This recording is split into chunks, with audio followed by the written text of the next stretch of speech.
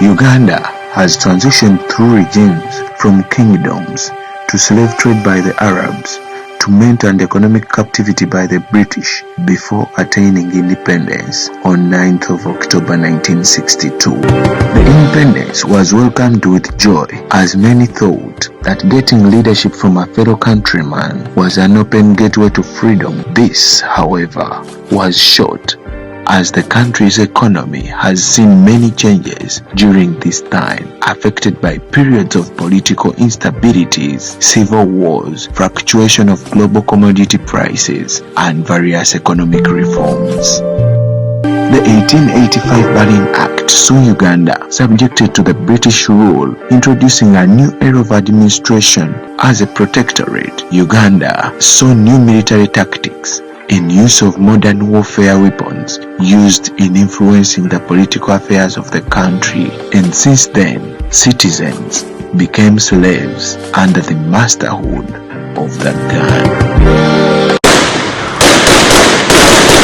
1962, however, was meant to give a different direction to the politics of the country, with fellow Ugandans in the stewardship. Political parties such as DP, UPC, KY were meant to shape the new image of the Pearl of Africa. This was short-lived. On the 6th February 1981, a 40-year-old Yoweri Museveni, together with youths from the university, took up arms and raided Kabamba Barracks on the account of 1980 elections not being free and fair. What else can we do if you have got a government which has closed off all other channels of peaceful change, except to surrender, to resign ourselves to slavery? The 5-year-long guerrilla war left over 0.8 million Ugandans dead.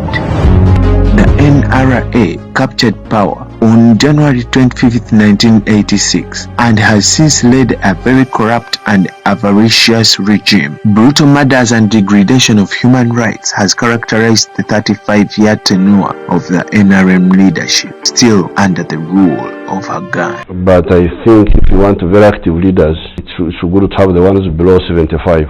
So are you saying you wouldn't go beyond 75 yourself, sir? 2006, 2011, and 2016 general elections have all been marred with malpractice and unfairness to the opposition. So sad that the happenings of 1980 general elections have resurfaced, including gerrymandering, lack of independence of the Electoral Commission, the raid of courts by the army, suppression of dissenting voices, nepotism, and systematic corruption, all orchestrated by the junta.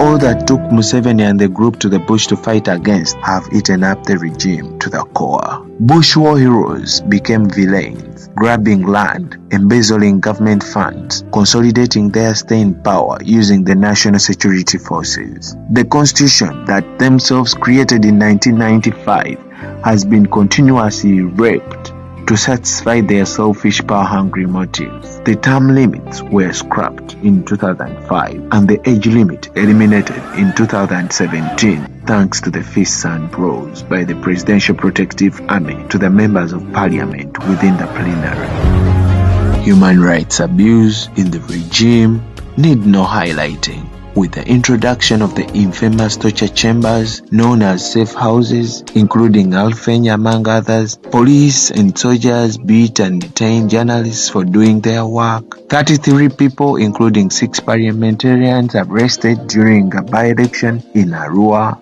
faced treason charges and torture by security forces, who later were praised by the president himself, terming the torture as a proper beating. And then they came and said, oh, member of parliament was beaten. Where I said, okay, let me study how he was beaten. I found the man had been beaten properly, in the right way. A series of unsolved high-profile murders, including Assistant Superintendent of Police Felix Kawesi, Muhammad Shirumira. When you speak, you die. When you keep quiet, you die. Better speak and die when the message has reached the people. Ibrahim Abiriga, Major Muhammad Chugu, Juan Kagezi, Professor Dan Mudo, Lieutenant Michael Shalita, Major General James Kazini, and a long list of Muslim clerics should remind you of the mighty power of the gun I've been talking about.